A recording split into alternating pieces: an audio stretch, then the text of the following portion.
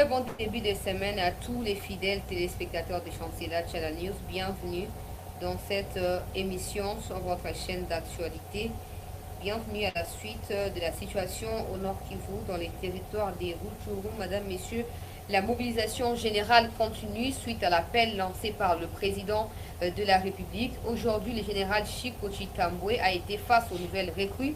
Un message a été lancé: ne pas jouer les jeux de l'ennemi, être déterminé et aimer les pays plus que tout.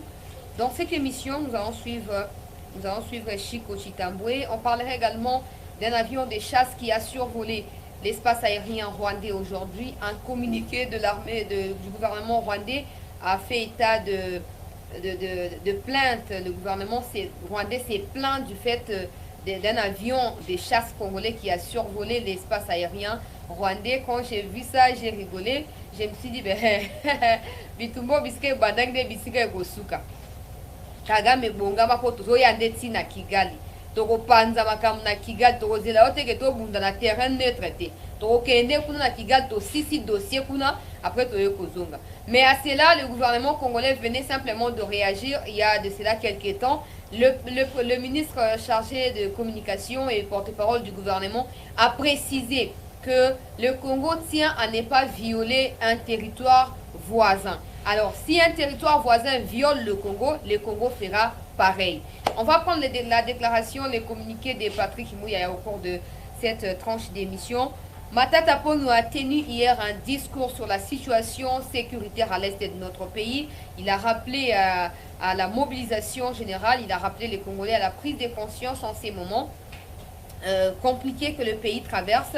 On va suivre également la déclaration de Matata Ponyo Mapon au cours de cette session d'actualité. Fidèles téléspectateurs des Chancela Channel News. Hier, ils étaient des Koulouna, aujourd'hui, sont des bâtisseurs de la République. Nous allons suivre les générales Kassongo Kabouik, qui est simplement l'encadreur de nos compatriotes délinquants hier et aujourd'hui. Ils sont en train de faire des exploits et des prouesses pour la République. Tokozwa déclaration, il y a Kassongo Kabouik, na émission, il y a pourquoi, il y a l'élo. Na tondi bino botondi penza na libaku pesa meli biso lisusu toyeba na kokuta na pona kobeta bongo masolo ya mboka na biso. Mokonzi ya mboka Félix Antoine Tshisekedi Tshilombo aboyi koke na COP 27 na niveau ya Egypte bipa ikani mokili momba esangani bazoko yanga na pona makoma matali réchauffement climatique pona koyeba na ko répondre na ba problème ya pollution ya environnement bino soboye biete Congo ezalaki désigné lokola pays solution.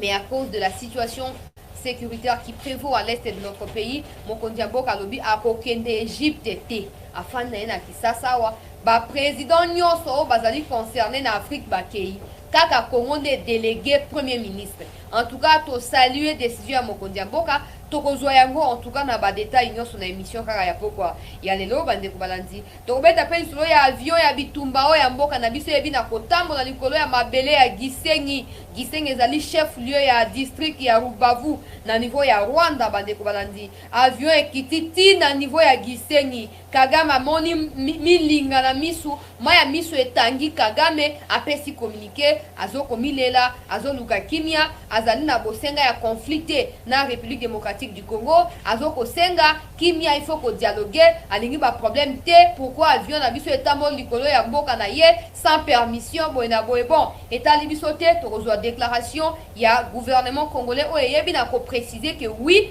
avion on a des chasses ezalaki en mission ya koyeba na ko s'informer ko s'identifier na terrain pour makambo zo banda te na sina lobaki na ba émission elekaki makambo zo ko banda soki Tshisekedi ezalaki na posa ya ko dialoguer na ba M23 toko kota ba M23 na kati ya armée na moment o toloba awa sincèrement M23 lingaki azala présent na Rutshuru te alinga déjà zonga na Gisenyi to na Kigali ya fandi po basi basigné ba accord ba pesi wa na ngoposa akangi bisaka na ye akei.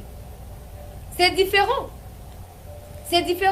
Alors Mokonzi Mboka tokozwa likambo ya Gisenyi tokozwa pe Chiko Chitambwe oyo ayebi na ko mobiliser bande ko na biso ya Goma ba ebandimi kokota ko servir mboka na se ya drapeau apesi bango message oyo Mokonzi ekolo apesa ke pa na ye Chiko po Chiko akomisa yango pa na bango tokolanda déclaration ya Chiko Chitambwe na émission na biso ya poko ya lelo tokolanda pe oyo ezali général Kassongo Kabouik oyo azali coordonnateur ya service national oyo ezokobokola bakuluna ezokoencadre baancien kuluna lelo bakomi baresponsable bakomi bamatricule bakomi bato leta azokofuta bazwi bamisala bakomi kotonga baekole bahopitau babiloko ebele bazokosala babilanga. Alors Kasongo Kabuki azokoexplike biso basacrifice oyo ye na équipe na ye basalaka mpona kocontinue komaintenir respect pe rigueur na kati ya encadrement ya bajeune délinquant tobengi kuluna tokolanda mpe ye na émission na biso ya poko ya lelo.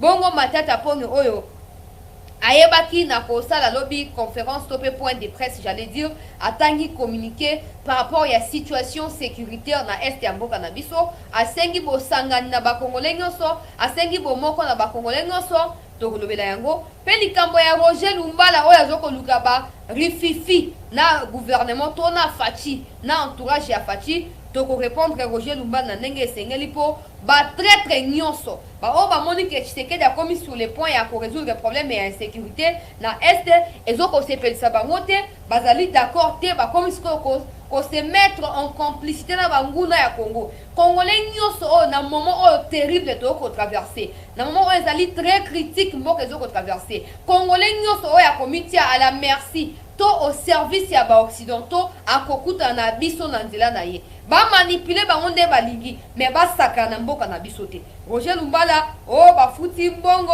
bakomi ba article ya lokuta bakoseli Fachi makambo na kati wana tokoloba ngo toko démontrer que Roger Lumbala n'a jamais travaillé avec Tshisekedi, donc il n'y a rien de vrai qui peut sortir de sa bouche de la part de sa collaboration de près ou de loin avec Tshisekedi. Tokoloba la ngo na émission na biso ya peu quoi le tobo sante que Roger Lumbala faisait partie à RCD Goma et puis à batuno so oyo ba contribuer na makamto ko vivre le face à Rwanda. Alors comment on a ba explore Tshisekedi a initié bazali contenté bazali d'accord té bazoko luka ko ruiner image naie na niveau international mais beaucoup d'ana peuple pour la minute il n'est même pas question de Tshisekedi, il est question des décisions qu'il est en train de prendre pour la République. Alors il est question maintenant de la République qui est au centre et qui doit demeurer au centre de toutes nos actions. Celui qui va déraper nous croisera sur son chemin, tenez-en. Alors bande ko bala nto partager ce lien pour bande sous bakota biso na émission na biso ya pourquoi ya lelo peuple congolais libe balibonga bisika bitumba ebandaki nde bisika bitumba ekosila biso na Kagame tokendeka bongo ti ba inapte bakobima depuis 2015 kilo date ya leo tozokoloba awa l'armée rwandaise ne figure plus dans les top 30 des armées les plus puissantes en Afrique. Kagame n'est même pas dans les top 30 ya ba armée o ezali makasi na Afrique. Biso Congo tozali 11e, Kenya 12e, Congo 11e. Kagame ne figure même pas parmi les 30 armées puissantes en Afrique depuis 2015. Si lelo. Mais sikoyo, lelo o ya sana avantage ya kozana ba agent na ina kati ya ba service ba renseignement ba sécurité na kati ya ba FRDC comme ça facilement bazo partager ba information na ye ezo ko sala efficacité na ye. Mais tokoti ke la est tenté.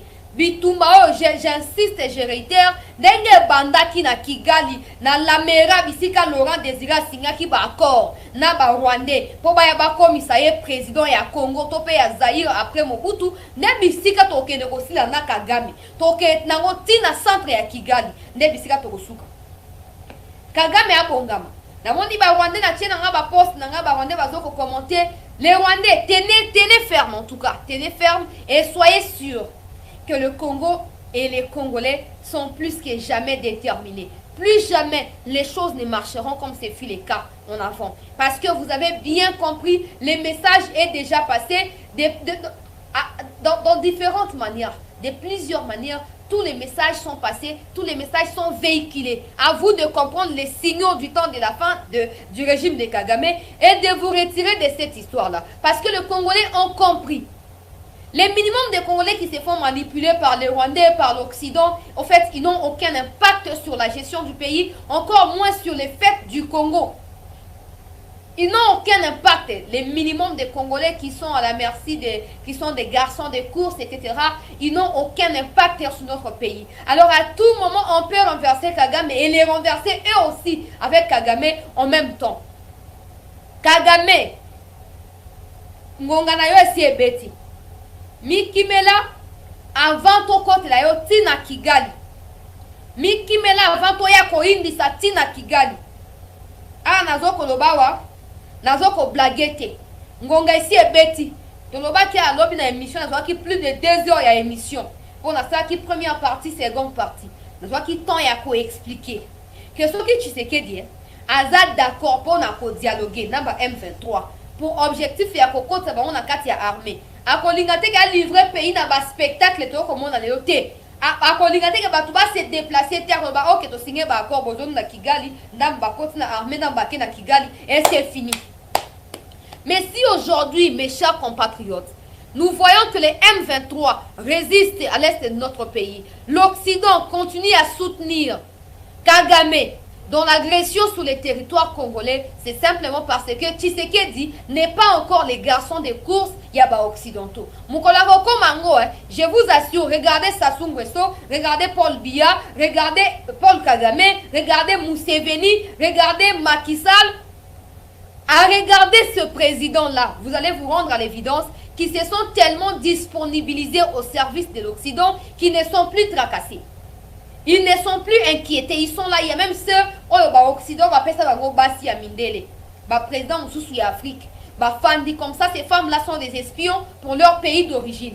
Tout le monde à chaque fois, il y a tout s'explique à capo, tout dissipe à ténèbres, où ils ont esprit à Congolais. Bazo boya koluka connaissance pour bazo ko kanisa ke ignorance na bango des ali connaissance mukola oyo Tshisekedi akoma mona bitinda nalo bango na lolenge moko ezali simple comme sinon to comprendre mukola oyo Tshisekedi akoma mona bitinda ya ba mindele to boss na bitumba kimia ekokota insécurité kosila je vous jure et si vous avez les doutes renseignez-vous de l'histoire de l'Afrique depuis Sankara Lumumba Léopold Sédar Senghor, Aimé Césaire, renseignez-vous. Bokoyo kakeno. Banda. Tango baso bonga pour la indépendance et Afrique, mouvement et indépendance et bandit mou pépé. Il y a indépendance et bandit. Les occidentaux faisaient tout pour les éliminer, pour empêcher à ce que ba leader wana africain, ba panafricaniste wana empêcher ba occidentaux na plan na bango. Les Occidentaux veulent que l'Afrique soit dirigée par eux, que l'Afrique ne soit plus avec ses propres compatriotes, que dans l'Afrique, on ne compte plus les peuples africains, que ce soit les Occidentaux qui dirigent tout, qui dépouillent toutes les richesses de l'Afrique, et que le peuple soit appauvri, tué, anéanti par les mêmes Occidentaux. Yango ba président en otage, toyo kanamalam. Président en otage avant na compte na vif du sujet na lingi na rafraîchir biso mémoire pour to capter quintessence ya situation batobele baozwa likambo o combat o Tshisekedi azoko bunda po na mboka baozwa yango na nini na légèreté baozwa yango avec beaucoup de légèreté avec en fait, il considère ça comme de la blague. Tshisekedi est arrivé au pouvoir, il veut s'éterniser au pouvoir, comme ça il alimente l'insécurité, comme ça il aura un deuxième mandat. Présence à M23 na Congo en alimentant l'insécurité dans l'Est et Mboka ce n'est pas une garantie pour la réélection de Tshisekedi. Là où il le sait très bien. Parce que ce qui a sali erreur, il y a condimate à collaborer avec M23 pour avoir deuxième mandat. Le même M23 va garder ma preuve, va brandir un jour dans la communauté internationale contre Tshisekedi. Tala a financé Kibiso, Tala a lié ça Kibiso, a Bokola Kibiso, et du coup, ba preuve un goto la kisibino biso ba M23 tozoa qui na soutien il y a Félix Tshisekedi ba on nyonso ba soutenir ba M23 avant Tshisekedi ba ko tomber caduc ba ko boss na bango ba ko zoa siko Tshisekedi logo la bouc émissaire na bango ba ko sala nyonso balingi na CPI makambutu boena boy so que Tshisekedi a bien ça la erreur il y a continué ko signer ba accord na ba M23 aya ba yango qui est ko rattraper dans très peu de temps. Parce que M23, ils sont en quête du leadership. Bazo Lukamuto a encadré Bango. Pour Kagame, mais ça ne matche plus. Et comme il y a un problème, conflit. Si Bazo Lukanani a comme un nouveau leader na Bango. Ils sont partagés entre le Congo et le Rwanda. Pourquoi? Parce que parmi ceux qui ont fondé les M23, il y a de ceux qui sont rwando-congolais, ceux qui sont congolais, ceux qui sont aussi rwandais. J'espère que tout le monde est malade. Parmi les fondateurs, il y a M23. Il y a des gens qui ont la nationalité congolaise à 100%. Il y a des gens qui ont la nationalité congolaise à 50% et 50% rwandais.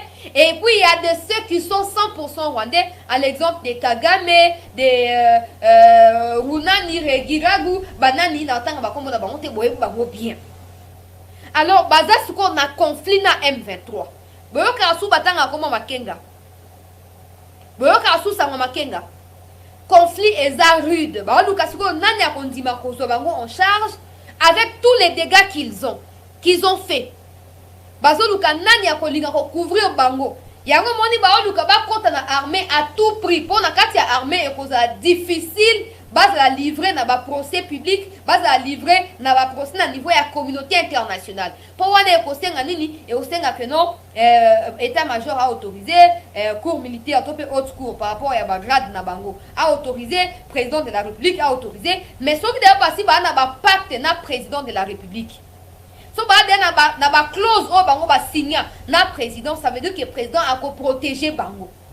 Maintenant les mal dans ça c'est quoi? À chaque fois que ça tournera en mal, bah ko utiliser ba dialogue topé ba accord au signer na bango lokola argument pour na ko chanter bino to signer qui so bobo ko ça et loko boetala ba preuve ya ngo so bobo ko la biso ba preuve ya ngo. Et comme la communauté internationale cherche à tout prix à maintenir sa puissance et son impact sur le Congo à travers les dépouillements et la richesse du Congo, communauté internationale a costé la nyonso pour ça nini abanda ko détruire tout leader qui tente de défendre l'intérêt du Congo. Toyoka na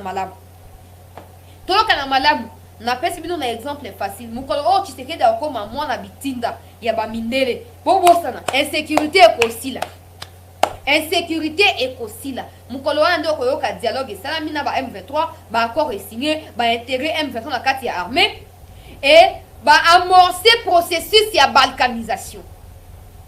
Toyoka na malamu ba blo mususu na comprendre te ba de onanga ba congolais moko to poussa kabiso mo fandi penza bozo réfléchir likambo pe tozo ko accuser Tshisekedi à tort to pe a raison na mekana ko réfléchir ngamoko so sali examen de conscience on va dans ba réponse na ba question na yo moko sans que muto bousculer yo sans que muto forcer yo eza simple na pesi bino exemple Sassou Nguesso net yemono Kagame bosi boyoka déjà communauté internationale a tiré pression sur Kagame pour Kagame sa nini a organiser ba élection bosi boyoka yango te po Kagame a mis komisa mona bitinda basa na yengo so balingi batindi na Somalia bomi kuna batindi na Afrique du Sud azoluka ko boma na Congo azoboma nyoso na pona richesse na bango mindele et mindele bazoko protéger yoka siko na pesa bino maman na révélation o batebele baye bakati. Vous savez quand on dit président Azoko s'est retrouvé entre le marteau et l'enclume, veut dire quoi? Entre servir le peuple congolais ou servir l'Occident. L'Occident c'est quoi? L'Occident c'est des multinationales, Apple, iPhone 14, Soki 15 Pro Max, Soki 26 Pro Max, nana yebi nanga ba nanité. Nanga ba téléphone en bois. Donc moi na yeba Soki X Pro ni nezate. Batu basaka ba téléphone, ba ordinateur, ba nani ba bloc belé, ba salaka. Batu wana bazalo kwa ba leader d'opinion pour na ba politicien. Bazo ko influencer politique à travers ba richesse na bango. Yo kane bakamwele kaka na Angleterre, na Canada, na France, na États-Unis, Belgique.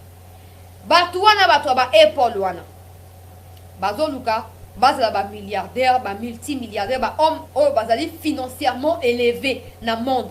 Donc ba on mutu bazali en quelque sorte ba décideur financier ya monde ndenge monde ezoko fonctionner.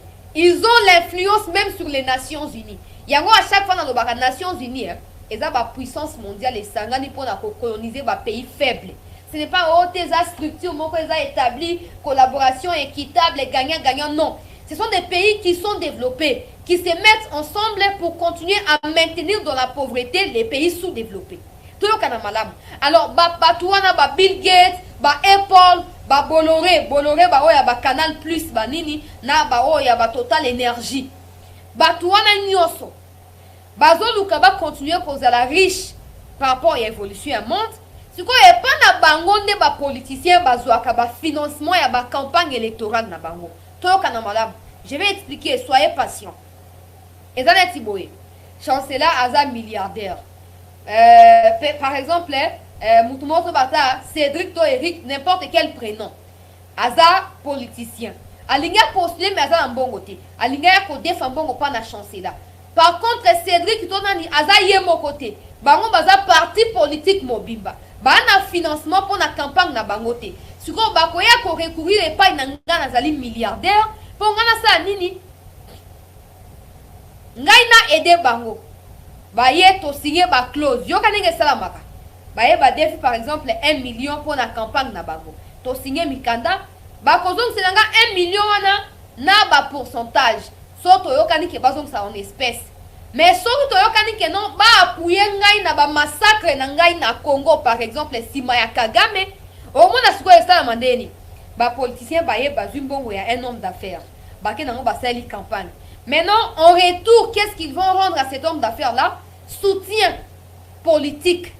Homme d'affaires, wana bango baye ba défi mbongo, baye bisika mbongo utaka te. Baye bisika mbongo utaka te. Baye ka ba défi, ba signer mikanda nzoka ne mbongo zout na makila ya ba congolais na est. Et l'autre na bibembe ya ba congolais, bazo comme ba congolais ba yibi ba minerai, bazu ba kena ngo pa na bango mindele, ba sali na ba téléphone, ba machine, ba ordinateur, etc. etc. Sikoyo tango homme d'affaires ko yebisa bango ke non bosi bo défi ngai mbongo na minute na posa nazwa soutien politique na bino pour nasala opération tel na pays tel ya Afrique. Maintenant quoi bato wana ba politiciens baza redevable na homme d'affaires wana, ils n'ont pas d'autre choix. Ils vont maintenant appuyer politiquement démarche ya homme d'affaires, ce qui fait en sorte que Tobeta c'était États-Unis a condamné à ça et de côté, France a condamné à ça et l'autre côté, Angleterre à ça et l'autre côté, Canada à ça, parce qu'en fait, ils sont liés. Les politiciens sont redevables aux hommes d'affaires. Et du coup, ils se sentent culpabilisés. Ils ne peuvent pas dire autre chose. Bon, on est outil na Congo na makila ba congolais. Et qu'il y a une caisse na yé homme d'affaires, bah on va politicien bah yé ba défi yango.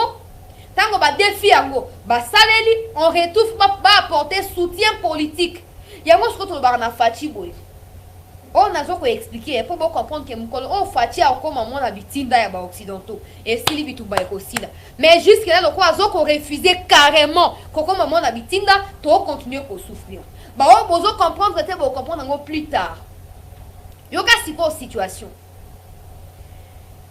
Et donc c'est ça que ton sengi monde entier condamner Kagame, ba condamner te pourquoi? Parce que le monde entier azoko bénéficier par rapport à ba schéma où ils a établi. Na richesse oyo ko uta na makila ya ba congolais na mboka na biso.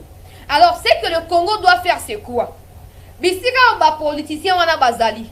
Il doit-il avoir des Congolais qui aient accès à ces niveaux-là? Na ba homme d'affaires parce que les hommes d'affaires ils jouent que sur leur business. Ils sont prêts à tout faire pour bazaka ba milliardaires, ba multimilliardaires qui soient comptés parmi les hommes les plus riches dans le monde. On est à la guerre commerciaux et ça entre ba individus. Mais ce qu'on a niveau ya ba politicien, il faut que ça il faut qu'on constitue ba équipe ya lobbying. Na ba yango banda kala. Ba équipe ya lobbying oyo eko kende à la rencontre ya ba politicien ko expliquer bango tous les paramètres qui sont liés na mbongo bango ba defake pa na ba homme d'affaires pour na ko financer ba campagne politique na bango. Il faut se regarder ça bango clairement que non regardez. Vous êtes ici, vous ne savez pas la réalité du terrain. Regardez les preuves que nous avons, que Bolloré, que Canal+, que Total Energy, que Apple, que Bill Gates a utilisé pour tuer la population. Crime de guerre, crime contre l'humanité dans tel pays du monde. Et c'est les richesses qui émanent de ces tueries-là qui vous permet à vous de pouvoir emprunter de l'argent auprès de tel Bill Gates ou tel autre homme d'affaires.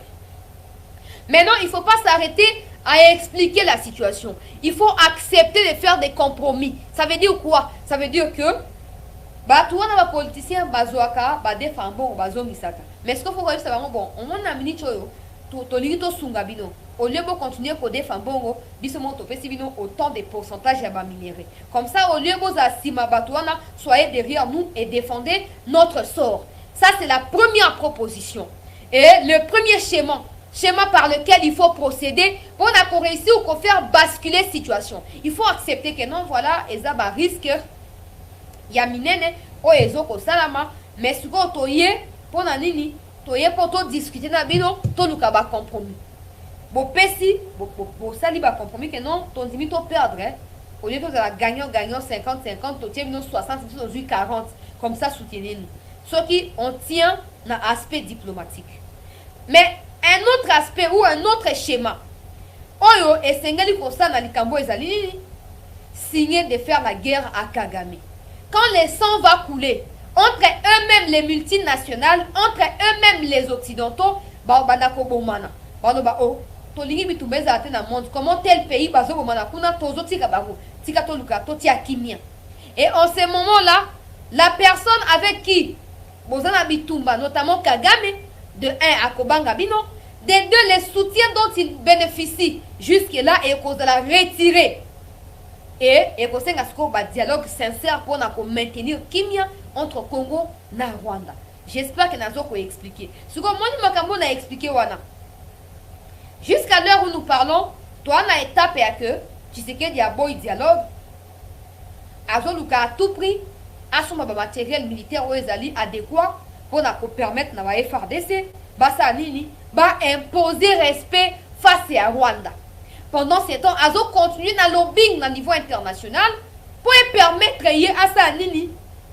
Ce qui bitumba na tolongi yango na niveau international que les soutiens basculent et le repas na Kagame est comme un neutre. Donc, bato va soutenir Kagame qui soit désormais en mesure de juger tous les dégâts au Kagame a sali et que Kagame réponde pour ses actes devant les juridictions compétentes. Na beti sete na likambo. Pour na bato tout bozo ko prêcher na kati ya confusion na kati ya ignorance. Boli misanga tozali bandeko, tozali bana ya papa mama maman moko o ezali Congo. Boya ba ke mukolo o Tshisekedi akoma mwana bitinda ya ba occidentaux. Tokoza na kimia bitumbe koza susute. Siko boponi nini? To sanga to bundisa Kagame, to teka mboka po to banga Kagame boponi nini? Boponi nini? O mwana ba M23 nazo ko beta P7 na likambo. Présence na bango se justifie par le fait que ba posa na bango et kokisa mité. So ba kokisa ki ba posa na bango na minute to nga to beta lisolo mususu. To nga to beta lisolo mususu. Malgré degré, il y a infiltration na kati ya armée. L'armée rwandaise a du mal à avoir le contrôle sur les sols congolais, a du mal à avoir le contrôle sur les FRDC. Et du coup, ils n'ont pas eu d'autre choix que de faire allégeance na nani na Ouganda. Ndeli kam na baneko le banda lobby. La moni appel et s'est multiplié allant dans le sens il y a qu'au demander na président de la République à Sanini a bengana pe ambassadeur ya Ouganda et a considéré Ouganda loko la Rwanda tout en dénonçant présence d'autopé en fait en exigeant les départs ya armée ougandaise du territoire congolais. Makamboza ko inda na bitumba oto abiso moko bolingo ya mboka bomoko koyokana deko déterminer bisika to suka na Kagame na Museveni. Mais ba o bali koyoka te ba o kanisa kizali kambo a Tshisekedi déjà mentalement vous ne réfléchissez pas bien. Excusez-moi. Pour ça qu'il kambo a Tshisekedi alinga de asala wa koyoko sa poisa na kimia. Mais parce qu'il sait que même ses progénitures sont liées na mboka oyo. Même bien mo kimia na ye après ba mandat na ye, eza lié na mboka oyo. Il a intérêt à réfléchir 1000 fois avant de lever une option face à l'Ikambouana. Ne pensez pas qu'il est en train d'ignorer. Par exemple, à Toloba, à Boykoke, COP27. Congo des alliés na centre et à attention à monde entier. Ah, Raïb Sabino. Congo des alliés les pays où ba tout batieli mutema na COP27 na Égypte. Ezoleka et bandi lelo ezoleka. Fati a Boykokende. Sikoyo, bato bazo comprendre ba peut-être à lembi na ya pemi na donc biso ba congolais na ebité.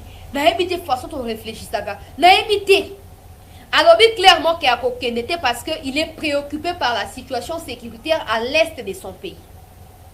Maintenant aux multinationales et aux occidentaux qui se sont réunis na Égypte de comprendre le message qui est lancé. Si vous dites que Congo est un pays solution, Congo est la présent dans Makamnabino, vous n'avez qu'à écouter Otozoe Bisabino, Bosala Yango. Si vous voyez que ça on va se retirer simplement, il n'y a pas de débat.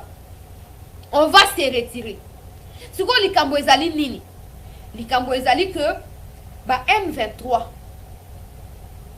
ba dana ba soutien belé, hein? Baza dana ba soutien belé. siko atolo baba comme ko bénéficier na soutien ya nani ya Museveni. Pour moi na Museveni lobi a tweetaki alobi ba M23 baza ba terroriste té baza ba tuti o baza na Congo, ils sont en train de défendre les sorts ya ba tuti na Congo. Et oh nyonso akomeka benga bango ba terroriste abos na teke Uganda koza sima na bango po Uganda za ndeko ya M23. Banda lobi makambo wana ti sikoyo ata excuse moko ya Museveni toyoki te, ata démenti toyoki te, mais tango asalaki yango na Kenya directement Museveni a s'excuser, a sengi même moi na ye a supprimer compte Twitter na ye. Sikoyo mwana wana azo défier déjà Museveni. Donc ne sont pas surpris que Mikolo Zoko ya asa appelé coup d'état contre Tata na Imoko. Ne sont pas surpris pour aza capable ya osala. Il a dit déjà que il est en train de tout faire pour gâcher ma relation papa na yazo entretenir dans ma pays mususu pour yaza na poser ya kolakisa que yaza neveu ya Kagame. Siko biso faut toujours siko conscience. Toi ebisi na gouvernement, l'Ouganda doit être considéré comme les Rwandais, faut pas les dissocier. Baza mutu moko. M23 azoko souffrir na esa kino na émission ya lobby ba o bazalaki ba yebi ke ba bengaki M23 d'urgence na Kigali po na réunion. Et souki ndenge nini na wapesa bino makambo awa na pokwa o na wapesa bino M23 ba bengi d'urgence réunion et pas na Kagame ba bengi réunion mais souki wapi bande wana ngaye Congo to sito bongami siko bino ba o tout bozanu ya kolala na beti sete.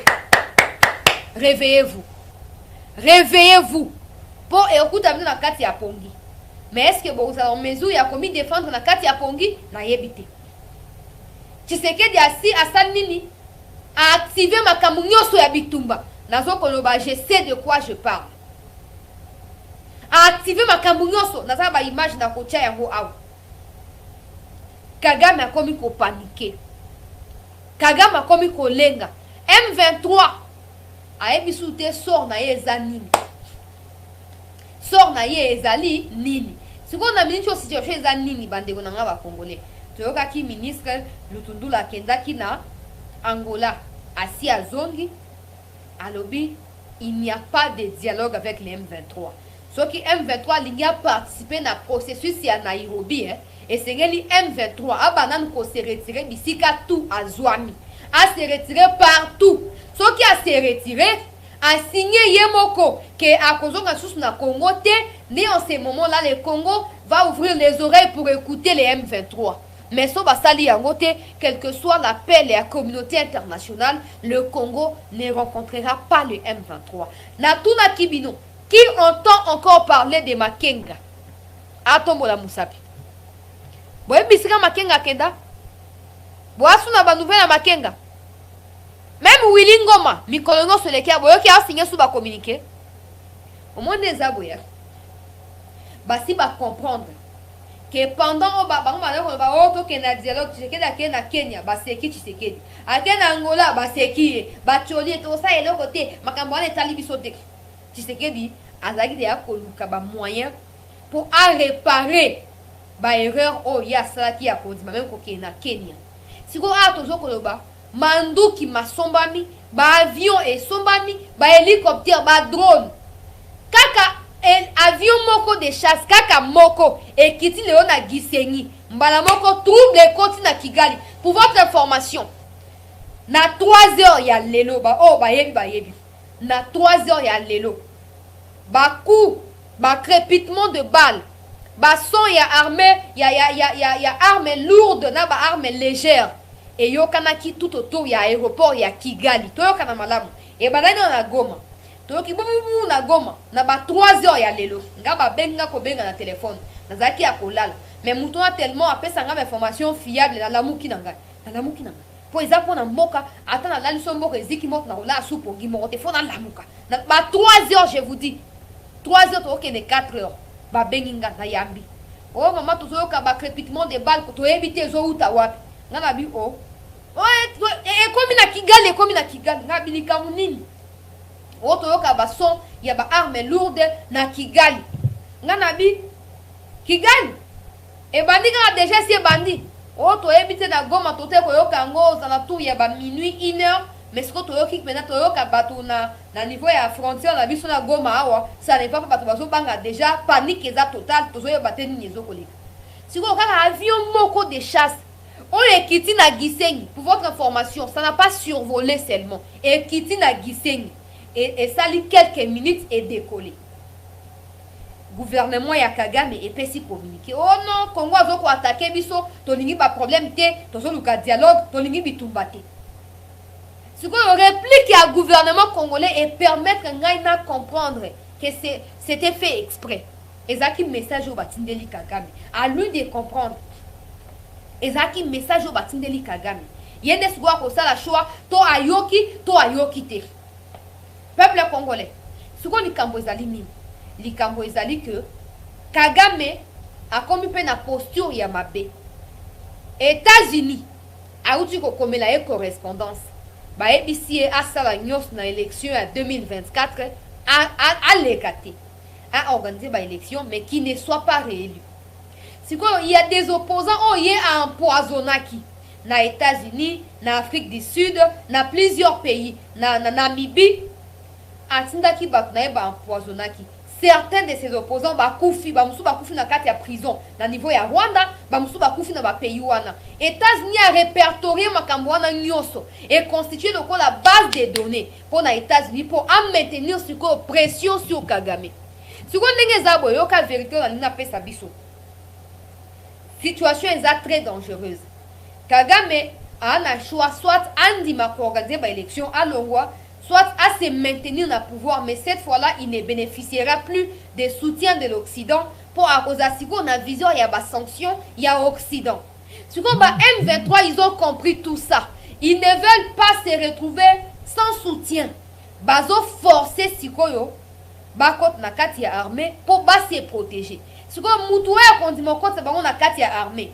Nde mutu wana akopesa bango opportunité ya kosa nini komi protéger na kati ya armée komi batela définitivement or ce n'est pas pour le bien du Congo encore moins pour les Rwandais Hutu mais c'est pour le bien ya bango moko ba M23 parce que wana Kagame a cause peut-être déjà arrêté peut-être siko bango ba koluka nyonso pour ba sauver image ya Kagame siko mutu oya kota ki bango na kati ya armée Neye siko ya kobima lokola traître pas na communauté internationale et bakolati ça est ba crime de guerre, crime contre l'humanité comme ça a été le cas avec Jean-Pierre Bemba. Félix Ange Patassé, ancien président il y a République centrafricaine, a signé soutien il y a milice topé ya armée à Jean-Pierre Bemba. Jean-Pierre Bemba n'a jamais foulé ses pas pour na kobunda na Centrafrique. Mais à cause des militaires qui ont autorisé qui pour qu'il n'est pas Félix Ange Patassé, Bemba Beteli a près de 10 ans na prison. Si quoi Moutoua a causé la erreur à côté ici M23 na katia armée à cause de la paix condamné, arrêté, condamné pour crime de guerre, crime contre l'humanité. Si quoi changement est causé là parce que à cause de la victimisation ya batouti soit mutuana oyako oyo bakokanga pour crime de guerre crime contre l'humanité akokota ces pays Kagame akobima oyo eza ba révélation na jui na bakouloir na kobomba yango te na ko alerter na batu nyonso pour toyeba pourquoi président azali ko s'engager na voie ya pas de dialogue pour ayebi que même sa vie après les pouvoirs dépend de la décision qu'il va prendre devant cette histoire aza sous pression oyoki communauté internationale lobini ni Tshisekedi fois organiser ma élection à tout prix na pesi no ba exemple ya ba pays oyo baza au service ya Occident basenga bango ba élection te ba força ka bango te ba sa bon pour andini c'est pas forcément les politiciens de l'Occident qui forcent Tshisekedi à organiser les élections non eza ba multinationales oyo bazali sima ya ba politiciens bazo tia pression parce que Tshisekedi azo boya koyoka o bango bazo senga siko ba tia Tshisekedi pression si c'est que tu as na deux choix soit Andy Mako ça et la bango bazana ngo posa et puis bango ba ko aider à se maintenir na pouvoir le quoi ba Sassou Nguesso ba Kagame na ba Museveni to kana malamu a makambo tabou ezalite na lingi to mema na biso ngo so ba congolais na compréhension oye ko aider biso to dissiper malentendu nyoso to comme na ba analyse objective ya situation et puis to lata likambo ngo po eza mboka na biso eza bitumba ya Tshisekedi ye moko te ba occidentaux na ba multinational bazotia Tshisekedi pression na likambo ba élection pona nini po ba yebi que batu nyonso bakomi na pouvoir bazalaka na posa ya ko se maintenir na pouvoir bazalaka na soif akomi atika définitivement surtout na Afrique yao balinga ko kendete et ce koyo bazo proposer Tshisekedi carte sur table andima ko collaborer na ba M23 c'est-à-dire ko pesa ba occidentaux na ba multinationales ba richesse ya Congo bango bazana ngo besoin pour bango ba aider ye asa nini aza na pouvoir au-delà même ya mandat siko Tshisekedi loko aza na poste ya ko respecter constitution azoko boya mais na nyoso wana azope komi forcer pour asa nini aza quand même na moi bilan à satisfaire un peu besoin du peuple congolais du coup ils ont une position moko très délicate dans ligne tout comprendre likambo malam sa vie dépend de ce qu'il est en train de faire. La décision qu'il a prise tant qu'on a annoncé à niveau il y a discours na ye que tout ça continue en phase ya bitumba boyoki makamba ba voyage comme aussi là na kolobela on a émission makamba voyage comme ko diminuer pour il a compris que ba décision o ya zui ya kosoma minduki ko luka ko bunda et ko sepelisa ba nguna na yete et ko sepelisa bato ba soutenir Kagame te d'office il faut restreindre ba mouvement na ye pour na ko éviter qu'il a souvent exposé na ba plan na bango siko ya koza na choix soit à organiser ba élection sous pression. Après, il y aura crise post-électorale, il y aura dialogue, il y aura gouvernement d'union nationale, il y aura partage des postes. Pendant ce temps, l'insécurité continuera. Na est ya mboka na biso. Si vous avez que l'insécurité continue, il n'a qu'à accepter de servir l'Occident et que en ce moment-là, l'Occident va arrêter de soutenir les M23. Pour M23, les milices au Occident a se formé pour dépouiller Congo, pour détruire Congo. Si vous le quoi tu sais qu'il y a à comprendre yango, Azobo est tombé dans le piège pour akobima traître contre la République. Et en ce moment-là même étant tu sais qu'il y a cause à la honorité. Azobunda. Si vous yemoko a olonga bitumba wanate. So qui biso nosto sangani des solutions communes. Nazo ko avancer, to partager lien bande ko balanzi ya chancela. La news to like pe vidéo pour bande comme sous bakota na émission na biso to s'abonner pe massivement. COP 27 et bandi lelo na Égypte. Congo azali présenter le la pays solution.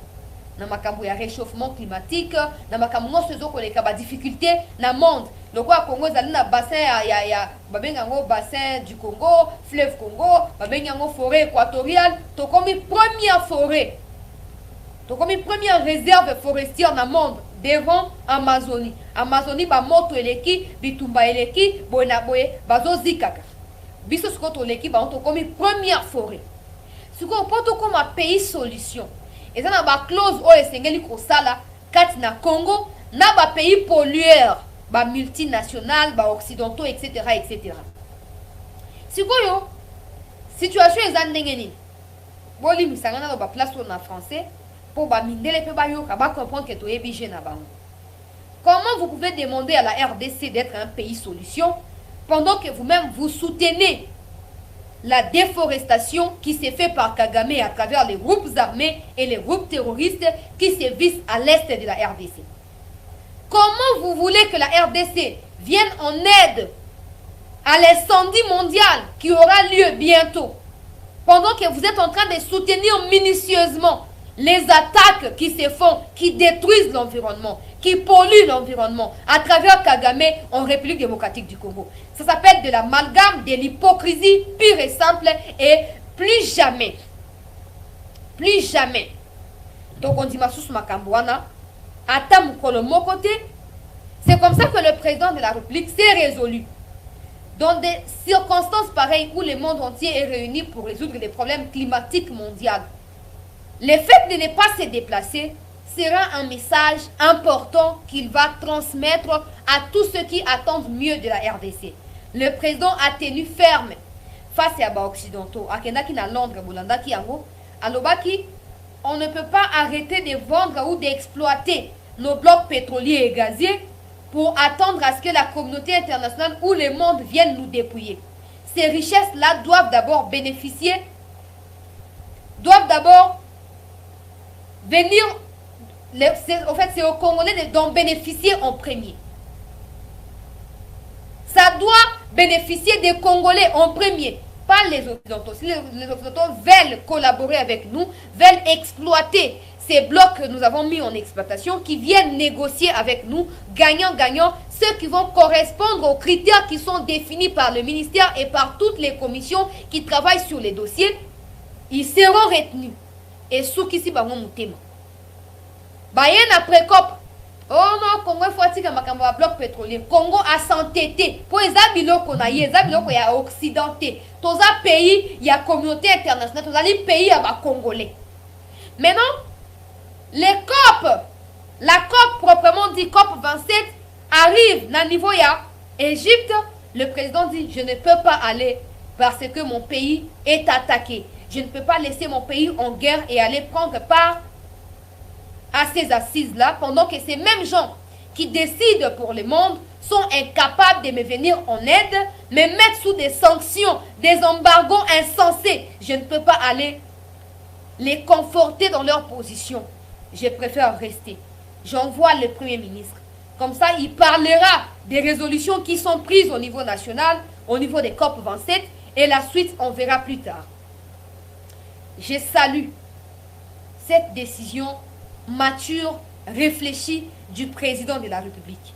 Les Occidentaux ne méritent plus d'être dorlotés, d'être suppliés pour des causes qui sont censées défendre naturellement à cause des droits de l'homme, droit international, traité international, tout ça. Ils sont censés se mettre du côté des victimes congolaises qui sont tuées, qui sont anéanties depuis plusieurs années maintenant. Alors, comme ils ont choisi de s'aligner à Kagame, le Congo n'a qu'à prendre des précautions pour répondre coup sur coup à ces histoires-là. Le Congo, Toyoki Maman F. Bazaïba, a lobby clairement, na COP 27. A lobby, ne vous attendez à rien. La communauté internationale doit cesser d'apporter de l'aide au Congo, sous forme d'aide humanitaire, aide en ceci, cela.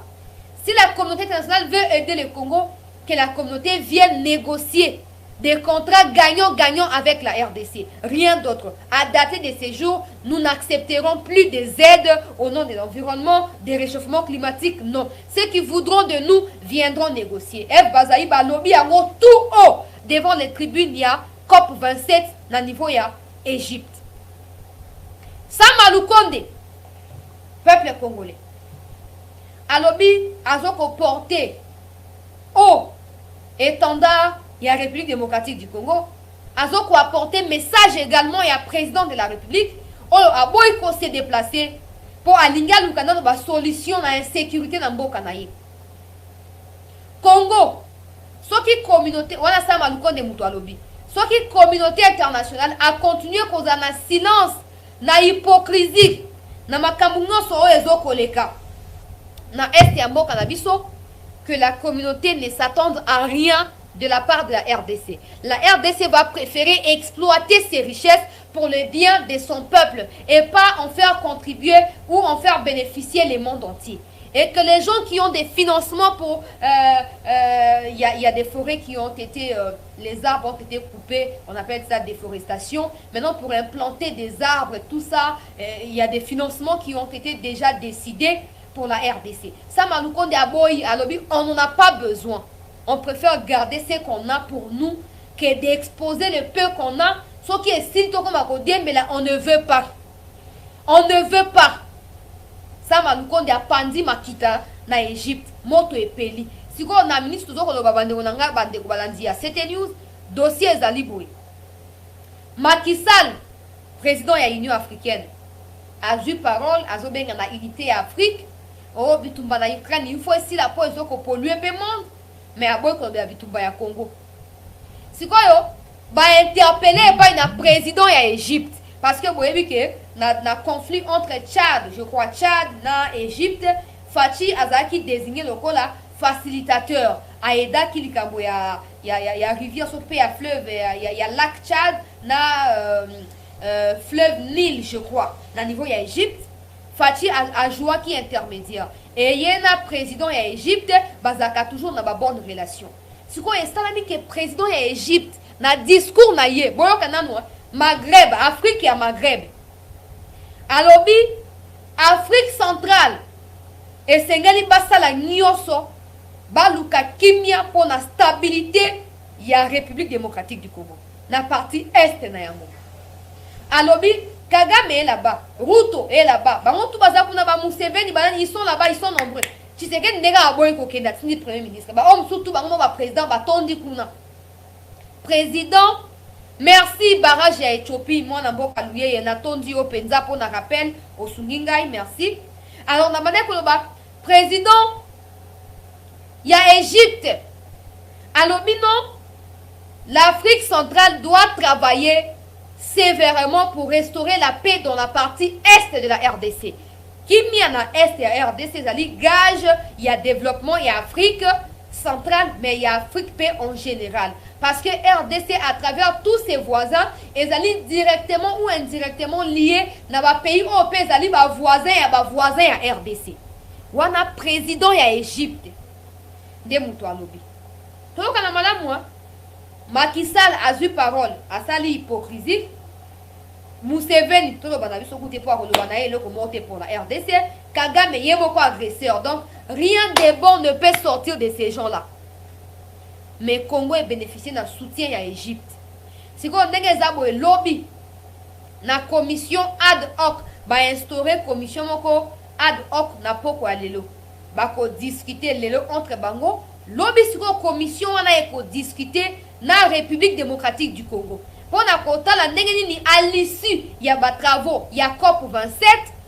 COP 27 et le monde a décidé on va apporter soutien matériel pour la RDC pour la Kimia na partie est na yi.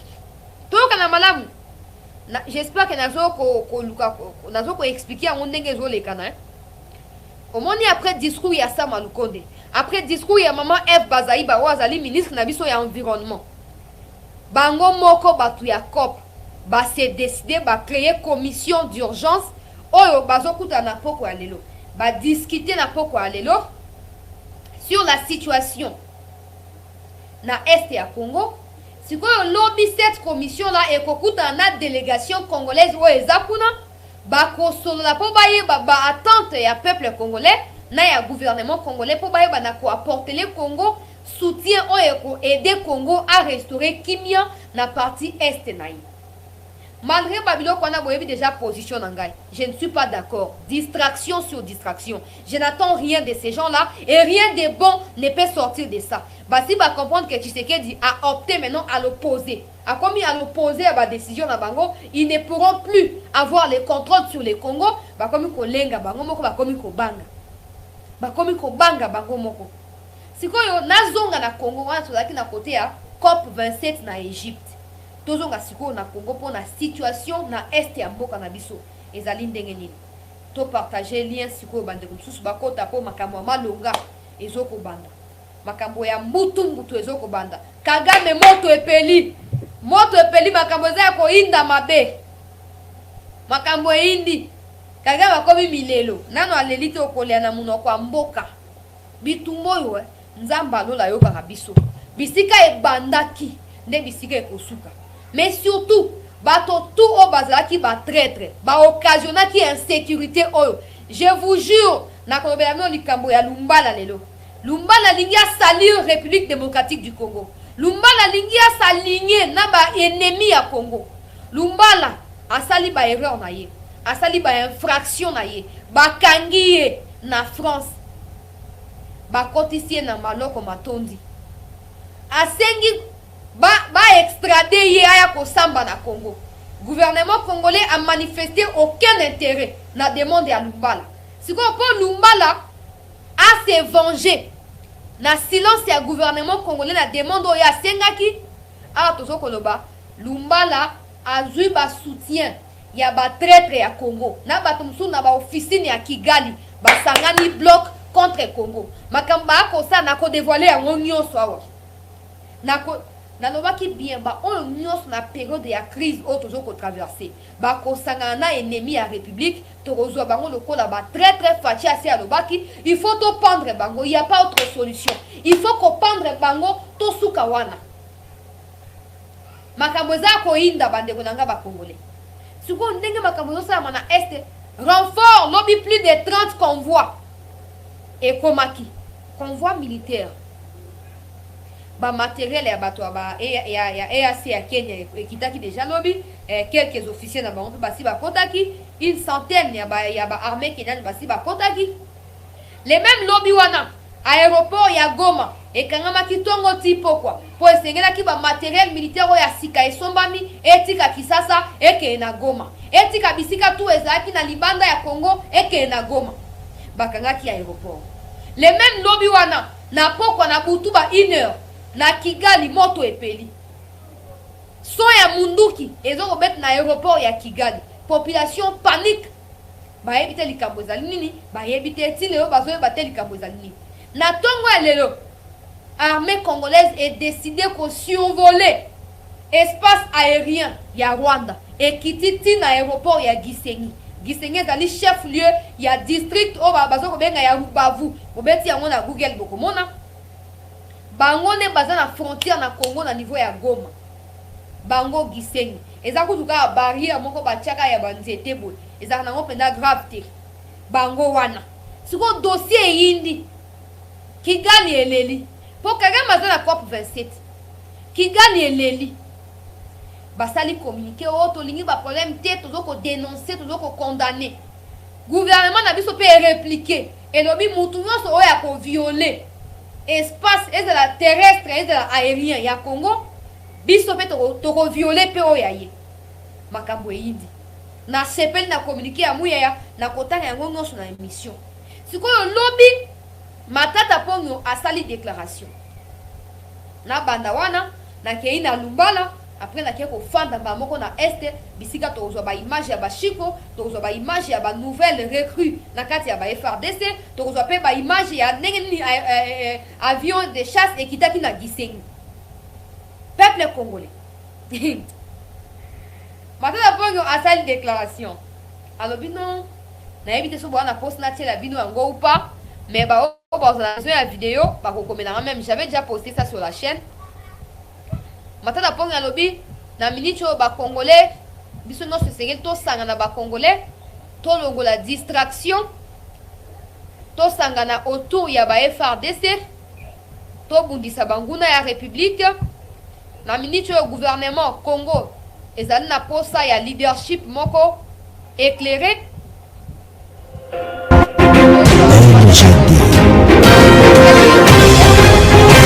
Leadership et gouvernance. Nord Kivu et particulièrement des Bunagana et des Rutshuru sont affectés. Bandeko, pardon. Naebi ki batebele balinga matata te, toko critiquer après. Mais na 5 cas, to landa comme ça, to zo ba argument, bon to critiquer ensemble, s'il vous plaît. Oui, ndeko nanga Herman kitaki na Rubavu. Na otu kolobango kitaki na aéroport ya Gisenyi. To zo ba image dans quelques instants. Na obi boy. Naebi ki batu balinga matata te. Mais Fatia si moko si a lancé qui appelle la mobilisation générale. Donc ça veut dire que même les Matata, les Fayoulou, les Katumbi, les Nani, ils ont le droit de proposer des suggestions au gouvernement pour la sortie, il y a crise, la situation où traverser. Alors na sengi biso s'il vous plaît, tout landa Matata pomu. Comme ça to kozoma kambo yemoko a lobby. To tuna emi tuna, mbongo abukanga lonzo. Et l'inga somba combien de drones na niveau ya Turquie? Mongo Abukanga Lonzo, 205 millions de dollars selon IGF. Et les gars sont combien de drones? Bateau va y calcul babet et l'angay. Et les gars sont combien de drones?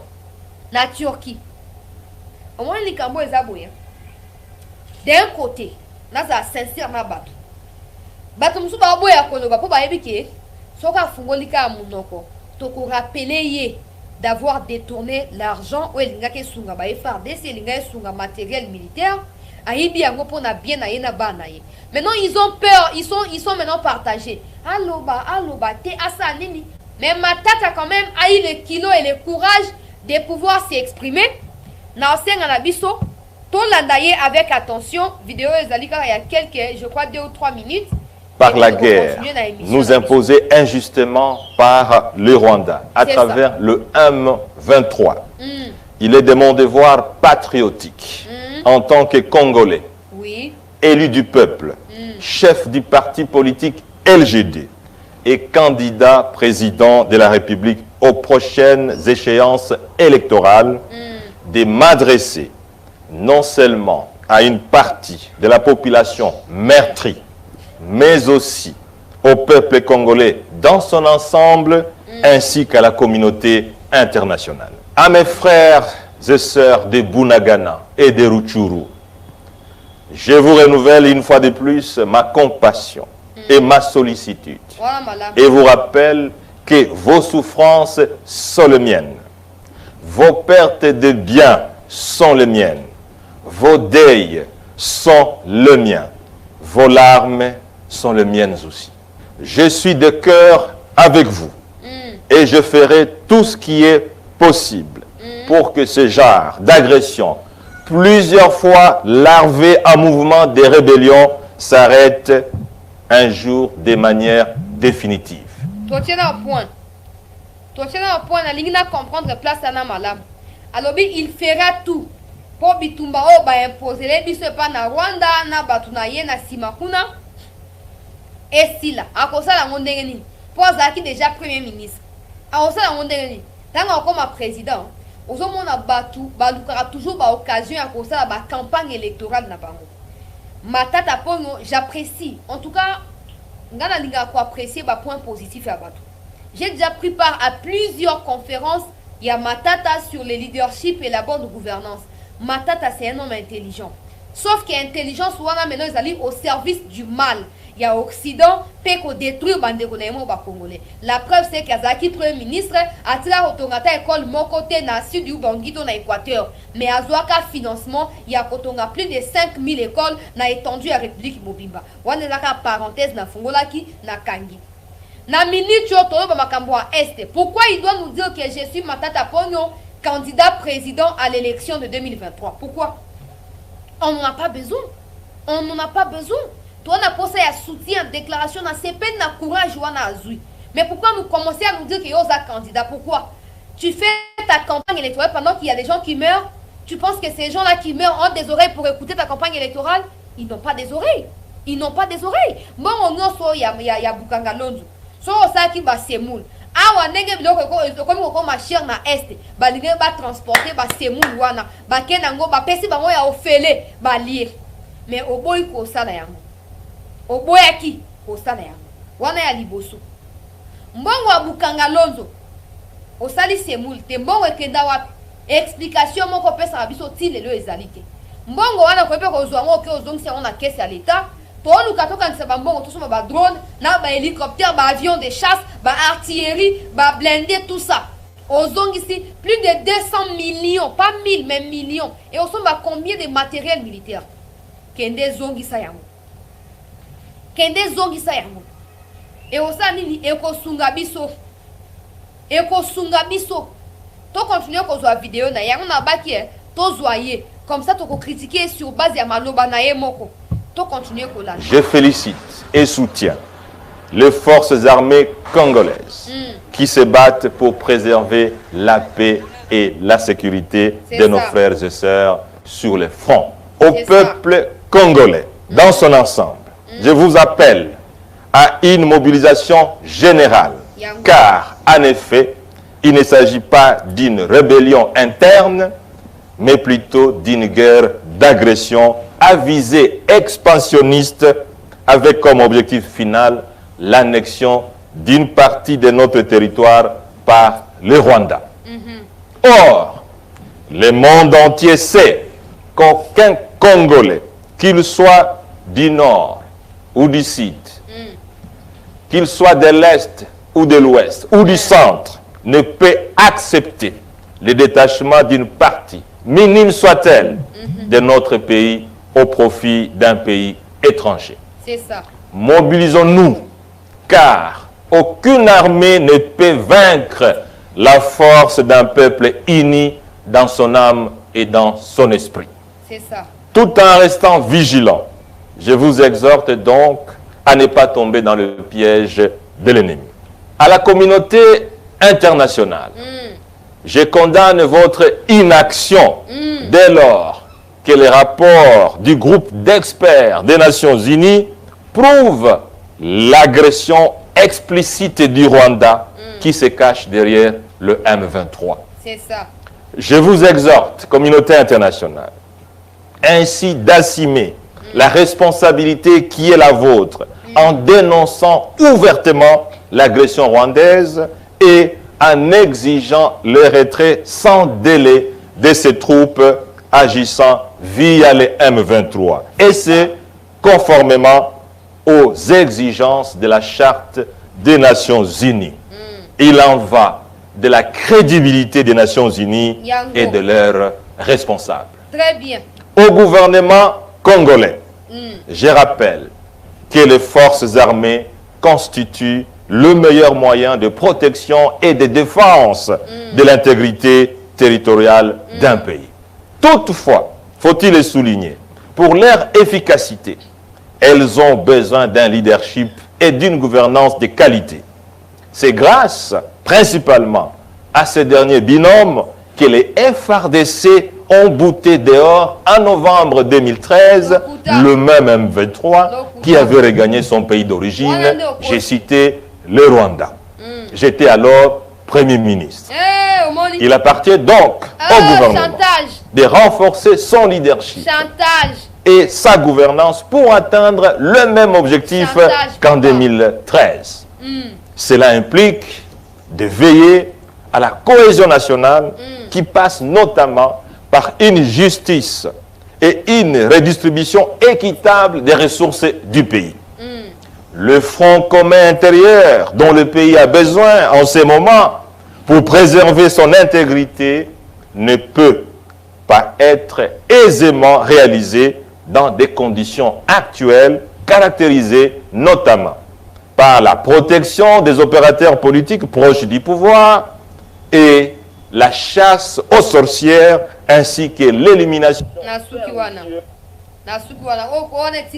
Règlement des comptes face à bateau bazan à pouvoir.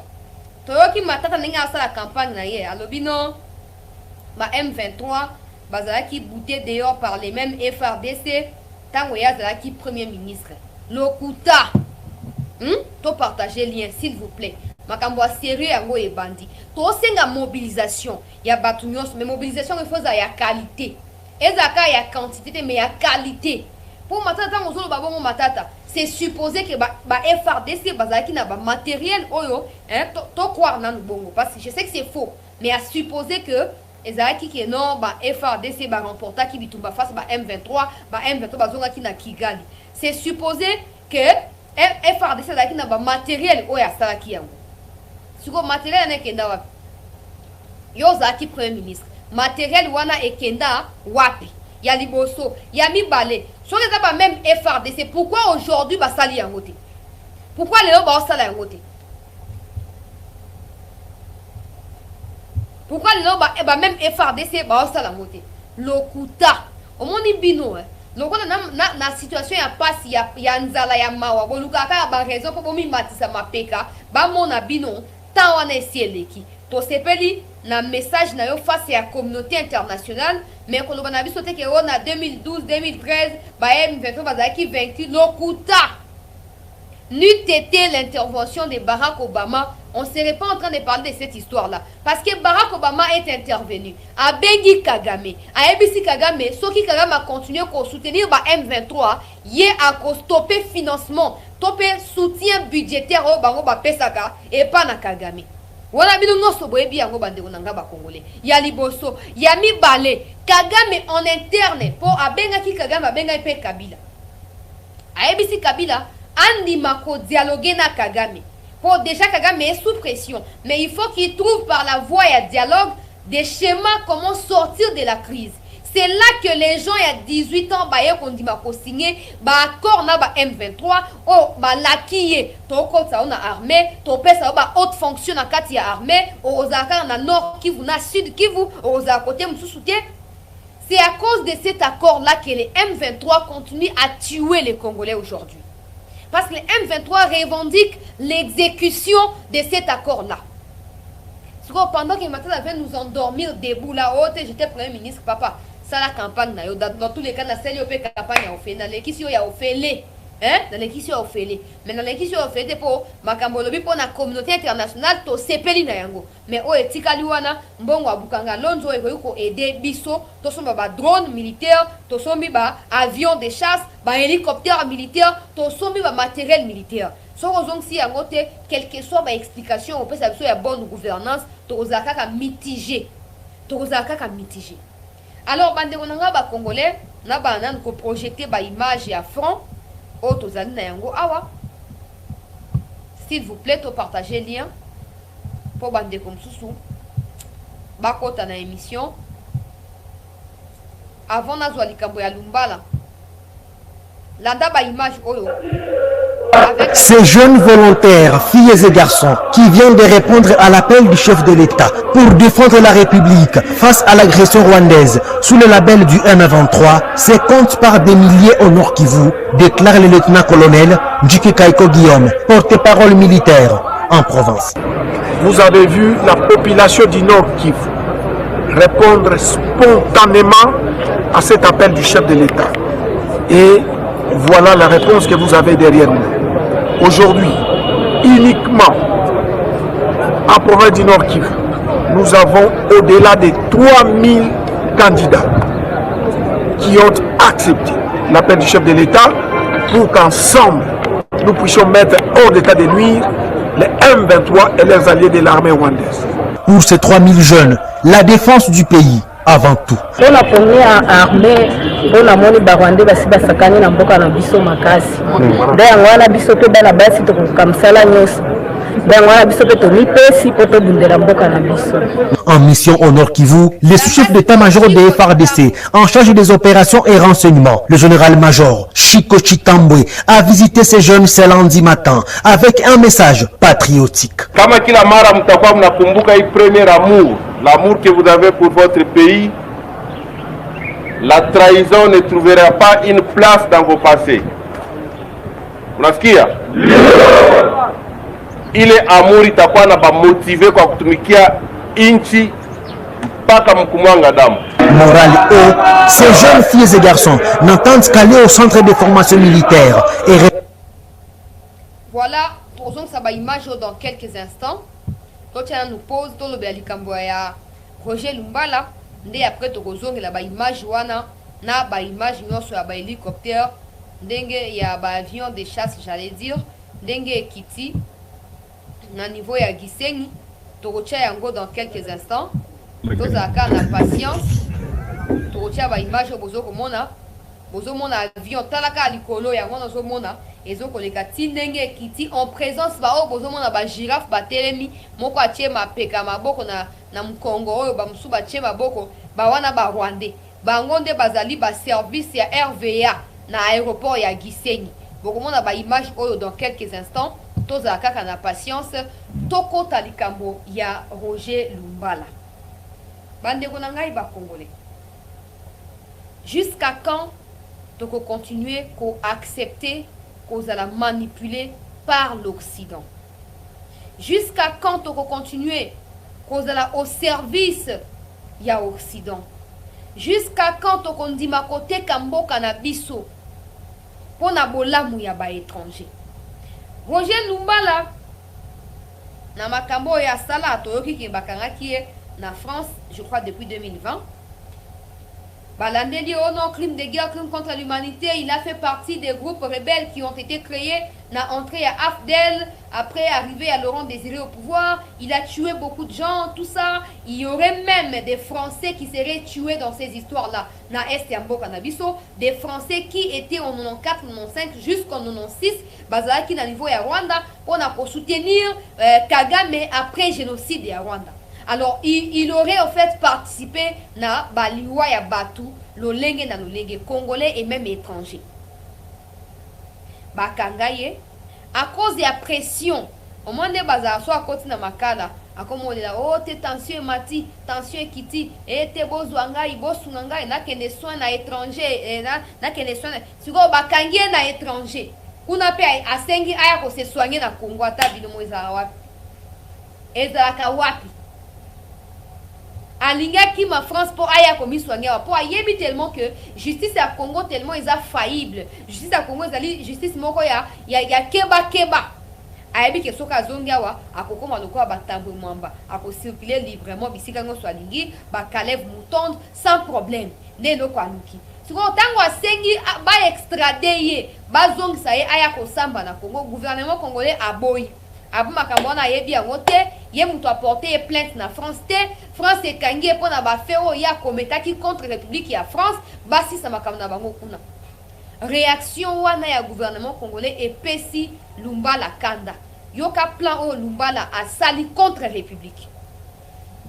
S'il vous plaît bandeko to partager lien pour bandeko mosusu bakota na émission makambo ya somo bato baza prêt ya kosala nyonso pour détruire Congo bino bosi boganya bavi na bino même so ba homme mosusu oyo nanu kuto lia ata mbongo ya Congo te bolingi Congo ngo etumbama poto kende wapi Lumbala aurait reçu financement na Kigali mais aussi na Kinshasa pour salir l'image du président et de certains de ses collaborateurs proches na niveau ya présidence.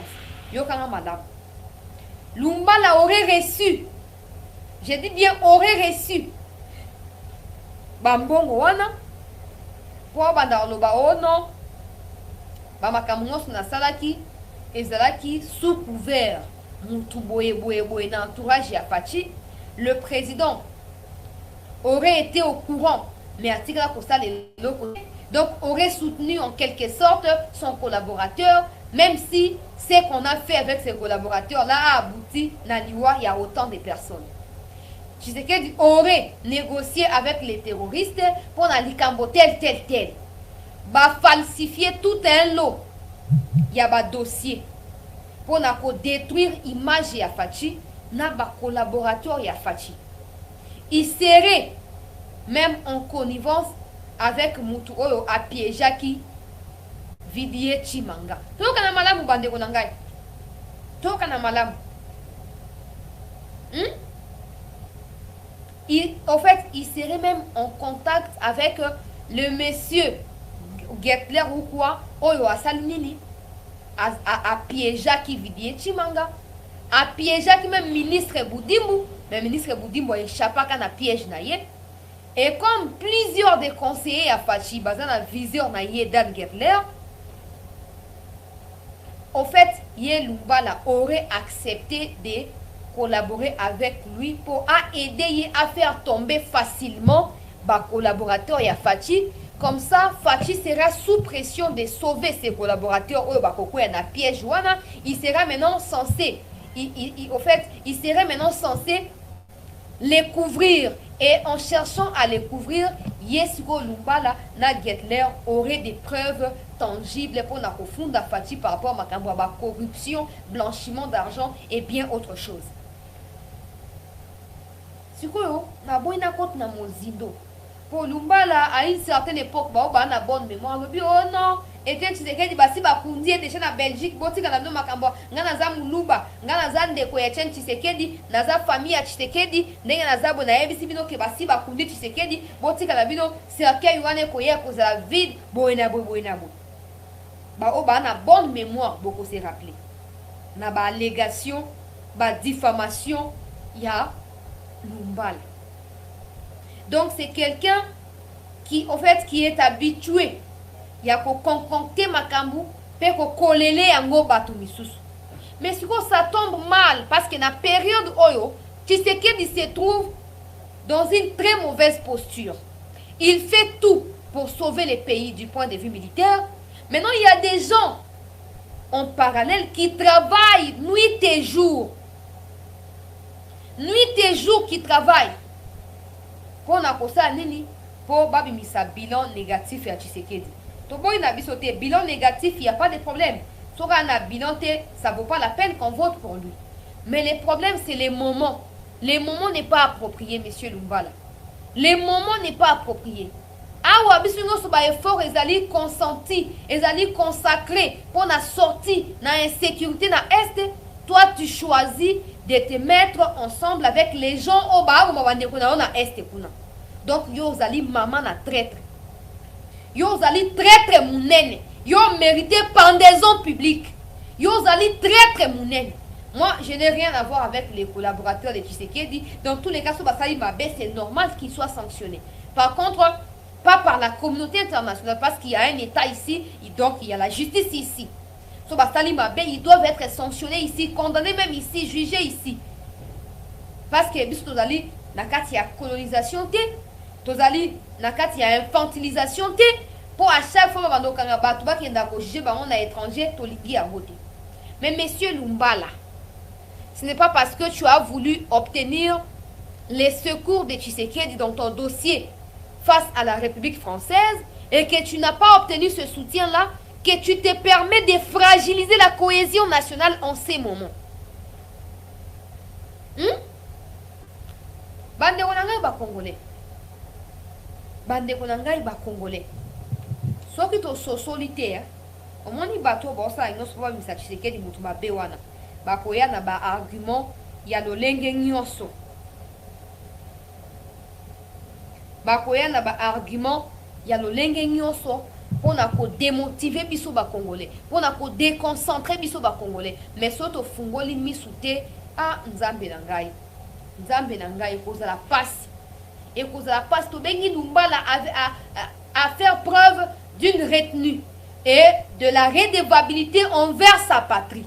En ces moments-là, nous n'avons même pas l'intention de vivre ça. On n'en a pas besoin et nous ne sommes pas préoccupés dans les allégations non fondées. Ça ne nous engage en rien. Si Lumba n'a pas à contribuer, dans tous les cas, Lumba n'a plutôt Azali, bateau il faut classer dans le cadre, il y a RCD Goma.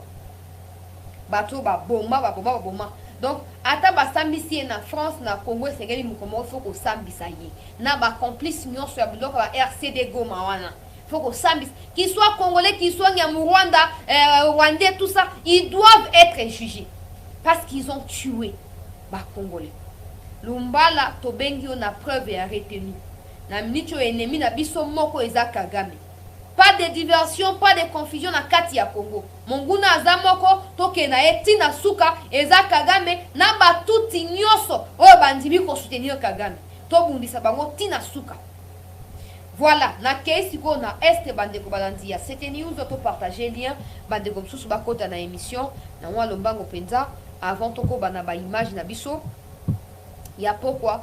Ya lelo to partager lien bandeko balandia. C'était news to partager lien, to zo image ya général Kasongo Kabwik na mwa lombango. Après tu peux continuer na makambo na biso yango tozo sala kala mingi ndi tozo kende na bandundu omona musuku banda kuta na bandundu to kende Équateur musuku banda kuta Équateur tozo linga vraiment to ceinturer to quadriller ville ya Kinshasa biloko utaka de partout masango utaka de partout bana Kinshasa balia. Mais est-ce que soko lali na kati ya ndoto omoni bazongisi yo na 3 ans passés impressionné zani na ko regretter fort na ko regretter parce que na niveau to komi ngo na niveau to kokoma na ngo l'année prochaine aux ala niveau kitoko makasi omoni service national les ba dotation mokonzi mboka apesi biso biloko oyo moko benga ki bibundeli ya terrible banda création à service national naza ko sengo na ba ko sengo naza ko sepela banda création à service national biloko toujours terrible ce que ya en décembre janvier biloko komona onimante ba tracteur ya modèle na modèle ba semoir ba camion citerne biloko ndenge na ndenge tozu pour que service national les vimba to accroître de sous-production makasi déjà on moni na ba moyens to zaki na ngo de bord on moni production na mais si quoi avec oba tu kopesa biso aba za matata azo bisa yo yebi ngai soki na biso eloko je sais de quoi je parle et cause la matata d'ici 2-3 ans service national bokokamwa Bokamo. Mais Tokamo déjà Masango. Non, Bokamo. Toza Omilobela et Soukaka la Masango.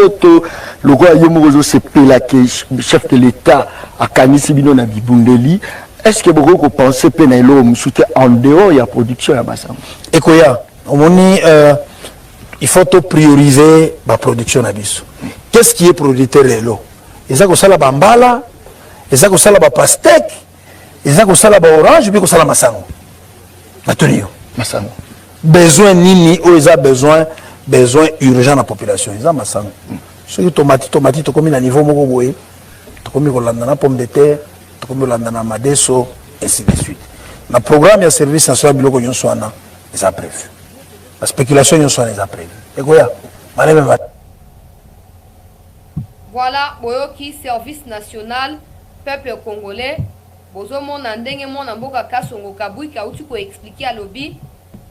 Bazana esengo mingi na ndenge fachi ayebi na ko équiper bango na lolenge penza esengeli apesi bango makoki nyonso pona koyeba na kosala mosala ya bilanga kolesa ba congolais na nzala na bango mosala bazo kosala d'ici année prochaine et koza na résultat moko spectaculaire et batu nyonso bakokamwa azali très content na mosala oyo bazo kosala wana ezali bandeko na biso bazalaki bakulu na lobi lelo oyo bakomi batongi ya république bakomi ba agriculteur ya république ezali malamu mingi longonya na mokonzi ya mboka pona boyebi pe bwanya oyo azokosalela na kati ya domaine eye.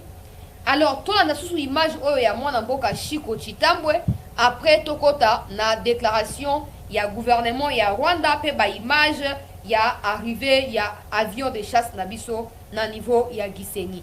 Tolanda ba image oyo s'il vous plaît. Ces jeunes volontaires, filles et garçons, qui viennent de répondre à l'appel du chef de l'État pour défendre la République face à l'agression rwandaise sous le label du M23, se comptent par des milliers au Nord Kivu, déclare le lieutenant-colonel Njike Kaiko Guillaume, porte-parole militaire en province. Vous avez vu la population du Nord Kivu répondre spontanément à cet appel du chef de l'État.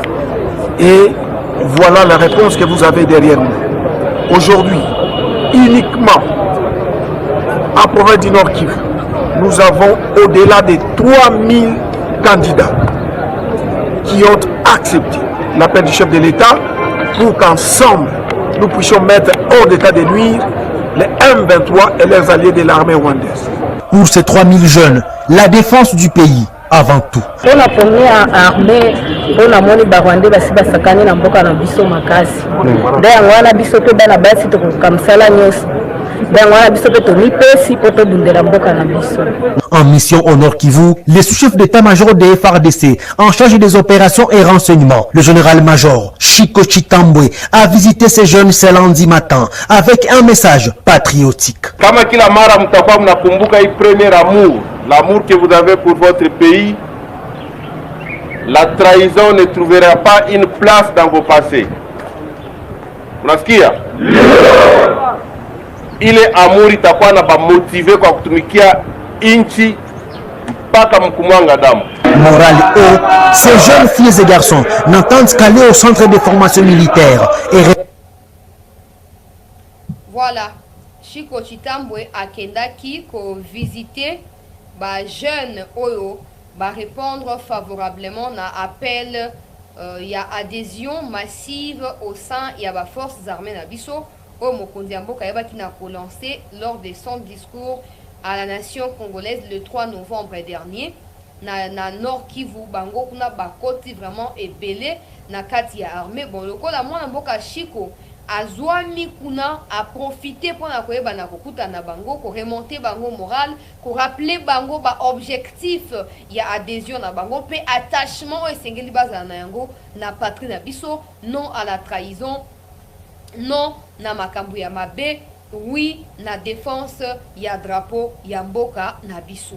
Alors bandeko na ngai ba congolais tokoti siko na mama na likambo na biso déjà boyeba que quand Fati a lancé appel à mobilisation, Kagame Yepe en parallèle a lancé appel à recruter, pour votre information, vous pouvez vérifier. À recruter dans Kigali, jeunes âgés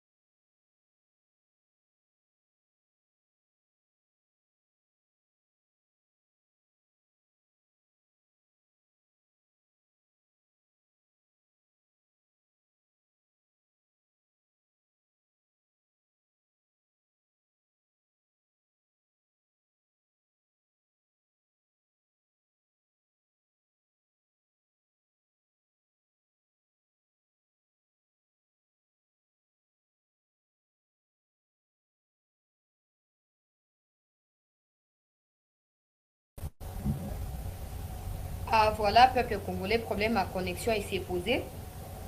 Pour continuer. Alors, la bande koloba, tofandi na tongo ya lelo, na ba 11 heures. Tout le monde communiqué et quoi. Oh non, le Rwanda condamne les survols de son espace aérien par un avion de chasse congolais sans permission. Le Rwanda reste ferme aux principes et au respect des accords Buenaboye. Partager, communiquer partout. Oh non, violer l'espace aérien à Bango. Oh, tu vas nous dire image tobi oh likambu nini. Na moni bande onanga ba congolais ba sepeli ba bi oui. So ki eza penza ke ba violer espace to beti maboko pe to pesi longonya et pas na ba FRDC pour ba sali yango malamu po il faut Rwanda respecter biso. Le la Rwanda y a décidé qu'on violer territoire national congolais en la bitumba biso pe sengeli to bongama to tindela e ba message on est ko alerter ye à ça la choix entre ko reculer to aya to s'affronter face à face. Bande ko ba congolais va partager ba information partout et Rwanda comme kolela et Rwanda comme ko se plaindre. Si on n'a pas quoi automoni gouvernement congolais a outil ko répondre na communiqué wana ya Kigali. Yoka siko yo communiqué ya Patrick Muyaya. Ministère de communication et médias. Communiqué officiel. Le gouvernement de la République vient d'apprendre que dans le cadre des vols de reconnaissance qu'effectuent les forces armées de la République démocratique du Congo FARDC. Donc dans le cadre de vols de reconnaissance, donc dans les FARDC a survolé déjà pour reconnaître terrain, mais surtout reconnaître le positionnement et à Munguna.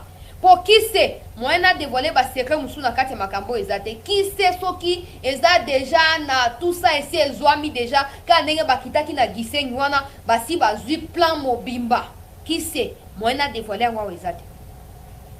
Donc FRDC azoko survoler pour na reconnaître ba endroit pour na nini posto la na bitumba teto anelo moha osate. Pourquoi on va se faire le plaisir ya obanda ko ça nini ko survoler on va survoler pour quelle finalité? Parce qu'on sait où nous sommes et où nous voulons aller. Toyebi, c'est ce que nous sommes en train de faire. Toyebi, c'est comme ça que Bazoko survoler pour reconnaître les lieux ou les milieux avant qu'on banda ba opération proprement dite. Nazoko bana communiqué à gouvernement na biso. Babakisi un avion congolais de type Sukhoi 25 non armé a malencontreusement survolé l'espace aérien de la République du Rwanda à la frontière des deux pays. C'est lundi 7 novembre 2022. Babakisi Balobi, le gouvernement de la République réaffirme que de la même manière qu'elle tient à son intégrité territoriale, la République démocratique du Congo n'a jamais nourri l'intention de violer ses voisins comme c'est le cas avec la République du Rwanda. Oh, moi, communiquer, moi, ya malongande yango. Communiquer ya motuya yango. Donc, Congo, ezoko bunda pour na intégrité territoriale na yes de la respecter et de la protéger. Si vous avez moutounyo soyo, akobo ya koto sa intégrité territoriale ya Congo, c'est que vous bundisa ete. Au moins, de communiquer sans na yango. Ceux qui ont violé, bah, qu'on violé payo. Yeba yango bongo, zakara, dent pour dent, œil pour œil. Quand on se plaindre, sans permission, il n'y a pas de permission à prendre. Bino ba Rwanda, tant que côté na kati ya Congo, bozo bomana est, on a votre permission pas banane. Kagame, tu n'as permis pas nani, pas qu'on a yo, pour côté na Congo. On n'a permission te, on l'a vu ça qui gang. Si le Congo ba kiti, là je vois si image, na 5 to partager lien na bande Congo, s'il vous plaît. Bande Congo sous ba kota, ba avion OSC kitaki lobby na niveau ya Goma. Bande Congo balandi ya 7 news. ESC kitaki na sina la kisaki yango. Yango wana ne muto kiti leo na Gisenyi. Et kiti na Gisenyi.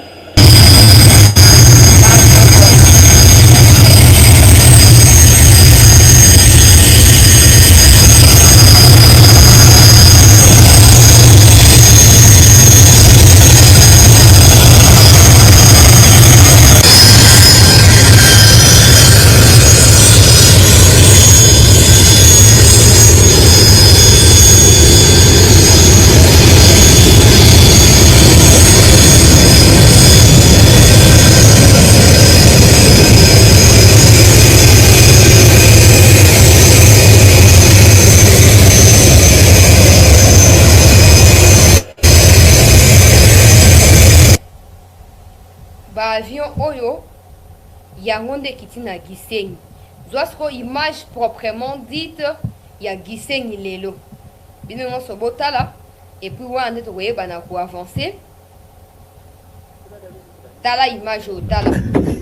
Tala likolo, tala na mapata, tala. Tala. Tala. Yoka démonstration. Tala.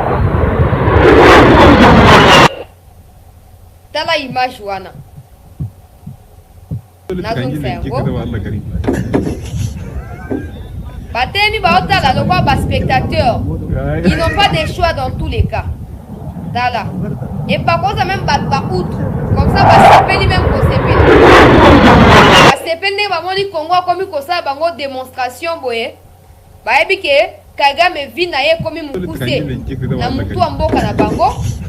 Ba déjà ko sepela. Ils n'ont pas de choix que de soutenir ba FRDC.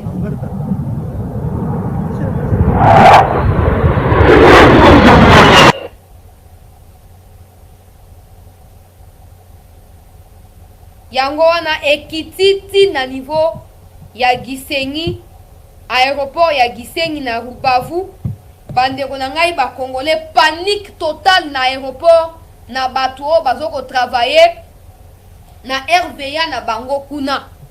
Panique totale, population à Bangi, population à Kimi, bazoluka ba comprendre ezali nini likambo eza nini. Kino sikoyo bazali na réponse mon côté, message est clair. Message oyo to tindeli bango est clair. Boluka ki bitumba bobongama. Bobongama poto okena bino bongo tina suka. Mama eba image zo continue ko kote la ngai na téléphone bandeko. Et wo sengela to partager à moi avant to se quitter na émission. Oh. Peuple congolais. Bomoni. Tokiti. To survoler kaka tokiti tina Gisenyi na kati ya Rwanda. Tokiti. Koto la kisabango.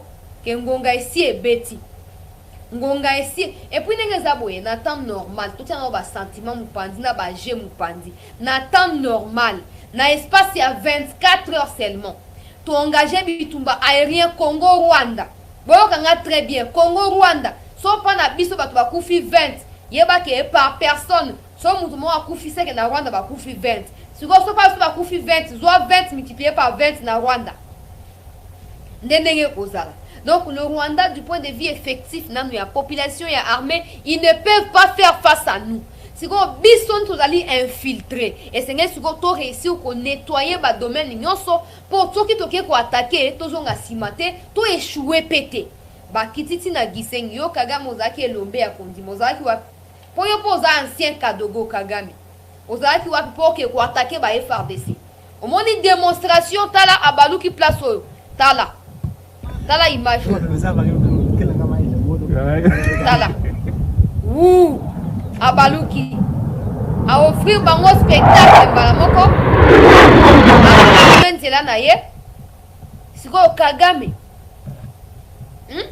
Kagame yo oza mobali oza vrai mobali penza oza vrai girafe Kagame yaka tokutana yaka esiko na makambo neza bwefachi tokomi dia kobongama message c'est eleki tout le monde sait que nous avons menacé Kagame nous avons menacé Kigali. Ils ont capté les messages. Soit ils s'apprêtent à nous faire face, ou soit ils vont faire repli, veut dire les M23 vont se retirer dans les jours à venir. C'est clair. Ça, c'est d'un point de vue. Mais d'un autre point de vue, nous devons considérer l'Ouganda comme un appui majeur aux avancées récoltées par les M23 tous ces derniers jours. Nous devons inscrire l'Ouganda dans la liste du Rwanda, sur la liste du Rwanda. L'Ouganda n'est pas différent. Tozobeta sete to sengi na fachi expulsion et ambassadeur ougandais, retrait à l'armée ougandaise sur les sols congolais. Toi sous la poste na bangote, la preuve c'est que banda ba yati lelo ba ADF bazo continuer coexister. Bazo continuer. Toi, Yukutu Museveni a lobby récemment. Oh non, nous avons détruit plusieurs bastions avec l'autorisation du Congo. Nous avons détruit plusieurs bastions et il y a ADF. Mais s'ils l'ont fait, alors qu'ils se retirent. La mission a pris fin, qu'ils se retirent. Tout ça, la erreur, t'es. Toi qui est déjà vers la réussite, paix, victoire. Si tu veux continuer comme ça, na Ouganda, Mupandi, na Biso, on va pas réussir. C'est une bonne nouvelle. Naba Congolais, nous sommes. Partagez le lien, s'il vous plaît. Baotu kokanga informaticien ya ba M23 na Ruchuru. Landa image oyo.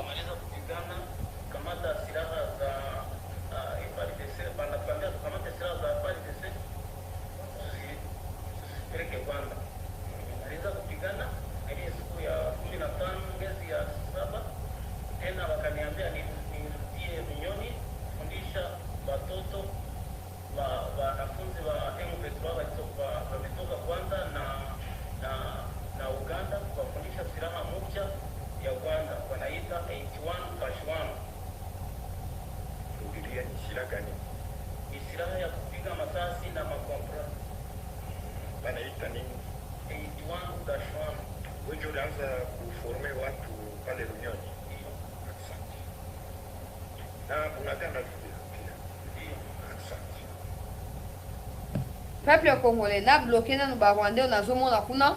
Comme ça, je vais remettre la vidéo pour la bande kunanga, ba de peur, na ba de mer.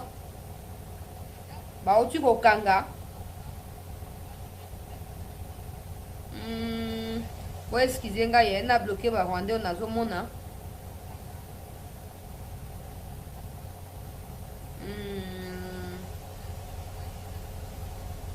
Voilà. On a bloqué le Rwandais.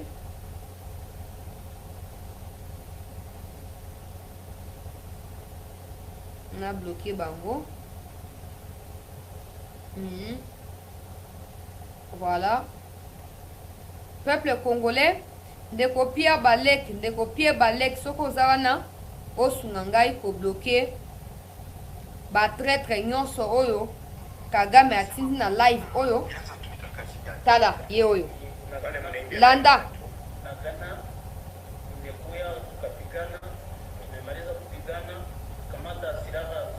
Volume trop bas. Alors.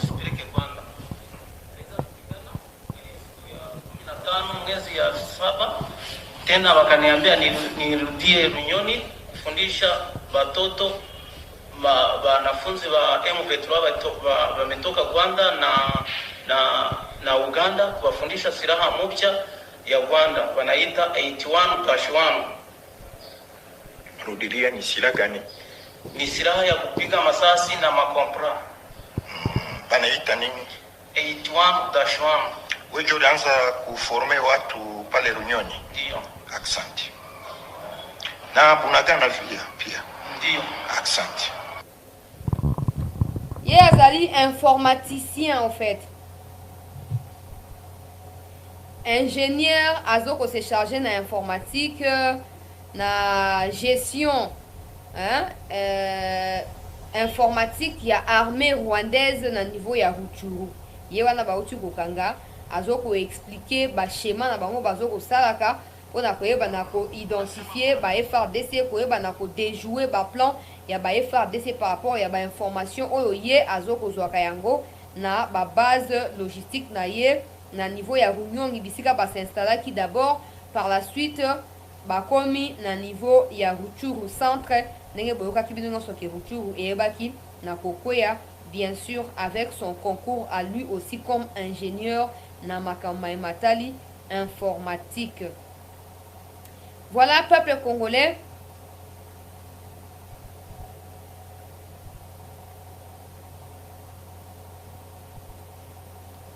Tokomi na suka ya émission na biso ya poko ya lelo.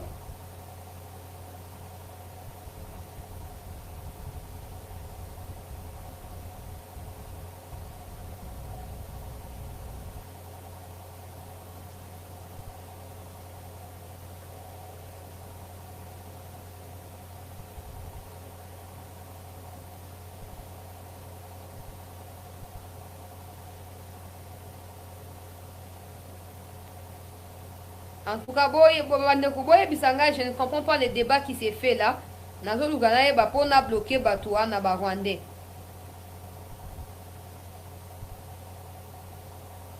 Namoni mutu mo bazo chaye ko bazo tanga kombo na yewana seki.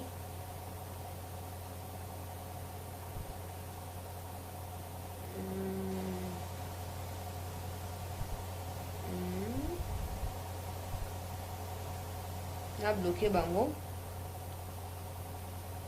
Voilà bandeko balandi ya chancela chala news ngai ndeko na bino CT news na tondi bino botondi penza pona privilège oye pesamelaki biso bason toyeba bongo na kokutana pona kobeta masolo ya mboka na biso République démocratique du Congo to continuer ko soutenir ba décision ya mipondi to continuer kosala nyonso oyo esengeli kosala pona koyeba bongo na ko apporter soutien na biso na ba forces armées ya mboka na biso to demeurer soudés unis déterminés parce que elongo na bolingo pona Congo bomoko pe ko sangana esika moko nde toyeba na ko coincer Kagame na bamboro na ye na batu na ye nyonso tozo continuer ko suivre de près situation na niveau ya Nord Kivu bandeko balandi tozongela bino avec plus de détails na mokolo mwa lobi na tondi bino botondi penza tokutani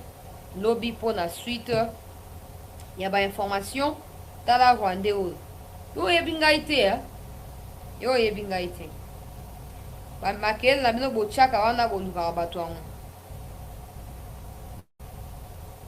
ba makel na bino bochaka boluka bato wangu tuna bato basi bakutana na ngade na vie réelle bino ba Rwandais ba makele bochaka wana boluka bato wangu mokomo ezali boya apena opena oyebo te batinde poto ebi ke Kagame batinda rabino boke na pays bokomi boke boya kana okoluka bato ko ba biso bo so okoma moustique te boya kana boya ka ta bino boluka ka bolela moni bitumbo nde bandaki na Kigali ndenge kosuka na Kigali bobongama tokena ngoti na Kigali tokolata misamba tokolata bisaka-saka ya couleur ya makila tokena ngoti na Kigali bisika makambo ebandaki nde bisika makambo kosuka